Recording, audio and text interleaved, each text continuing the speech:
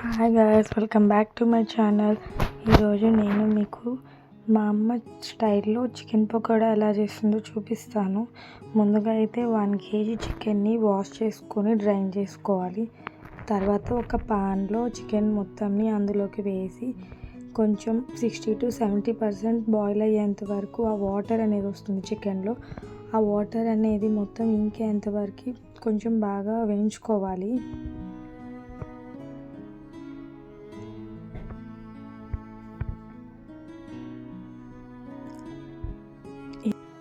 ఇలా వేయించుకునే ప్రాసెస్లో 1 tea spoon పసుపు, రుచికి సరిపడా ఉప్పు చికెన్లో వేసుకొని 60 to 70% చికెన్ అనేది బాగా బాయిల్ అయ్యేంత వరకు వేయించుకోవాలి.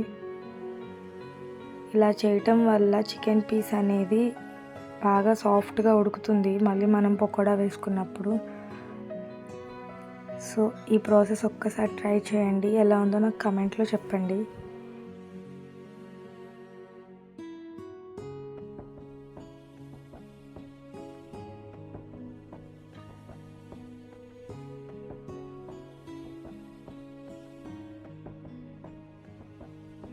ఇలా వేయించుకున్న చికెన్ని పక్కన పెట్టుకొని ఒక 3 to 4 చిల్లీస్ని మీడియం సైజులో కట్ చేసుకొని వేసుకోవాలి.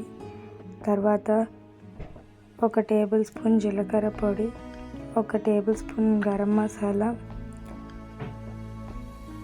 1 టేబుల్ స్పూన్ ధనియాల పొడి, రుచికి సరిపడా కారం, ఉప్పు వేసుకొని బాగా మనం దీన్ని మ్యారినేట్ చేసుకోవాలి. ఇది బాగా మిక్స్ చేసుకున్న తర్వాత లాస్ట్లో 1 టేబుల్ స్పూన్ అల్లం వెల్లుల్లి పేస్ట్ కూడా వేసుకుందాం. ఈ పేస్ట్ మొత్తం బాగా మిక్స్ అయ్యాక ఒక 2 to 3 టేబుల్ స్పూన్స్ కార్న్ఫ్లోర్ వేసుకోవాలి. కార్న్ఫ్లోర్ వేసుకోవడం వల్ల చికెన్ అనేది మనకి బాగా కొంచెం క్రిస్పీగా అనేది ఉంటుంది. సో 2 టేబుల్ స్పూన్స్ కార్న్ఫ్లోర్ కూడా వేసుకొని బాగా మిక్స్ చేసుకొని ఒక 15 to 20 minutes ఫ్రిడ్జ్లో కానీ బయట కానీ బాగా మ్యారినేట్ చేసి పెట్టుకోవాలి. కొంచెం నిమ్మరసం కూడా యాడ్ చేసుకుందాం.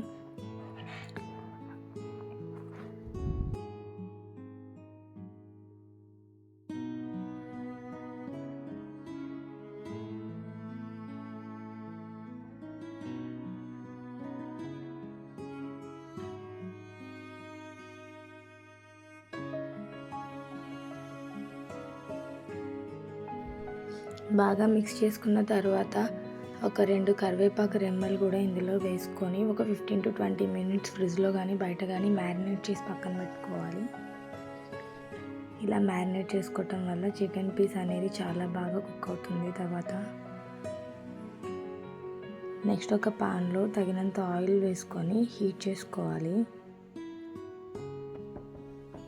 ఇలా హీట్ అయిన ఆయిల్లో మనం మ్యారినేట్ చేసి పెట్టుకున్న చికెన్ని ఇందులో వేసుకొని బాగా డీప్ ఫ్రై చేసుకోవాలి.